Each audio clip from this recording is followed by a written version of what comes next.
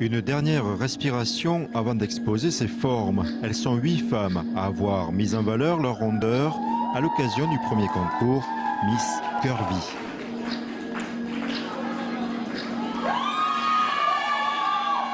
Les critères pour ce concours dépassent la taille moyenne des femmes françaises, c'est-à-dire la taille 42. Alors nous, c'est du 44 au 56, 1m55 minimum et être âgé de 18 à 35 ans et résider en France. Je suis moi-même ronde et c'est vrai qu'avoir une élection bien professionnelle et qui respecte la femme quelle qu'elle soit, peu importe si elle fait un 36 ou un 44, j'ai eu envie de me lancer dans cette aventure. Parmi elles, 4 Auboises ont choisi de défendre les intérêts des rondes. Montrer que malgré, comme on disait quand j'étais enfant, que j'étais grosse et moche, entre parenthèses, je suis capable de montrer que même une fille ronde, malgré ce qu'on dit, peut être sublime. C'est pour représenter les femmes rondes, qu'on peut être ronde, jolie, féminine, charmante, surtout en restant soi-même. Et montrer aux personnes qui ne s'assument pas, en fait, essayer de leur montrer qu'il ne faut pas cacher ses rondeurs, que justement, il faut les mettre en valeur.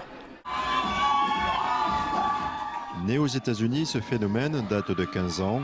En France, les personnes obèses tentent, elles aussi, de réhabiliter leur image. Prenez un film, l'abruti de service va en général être le petit rondouillard.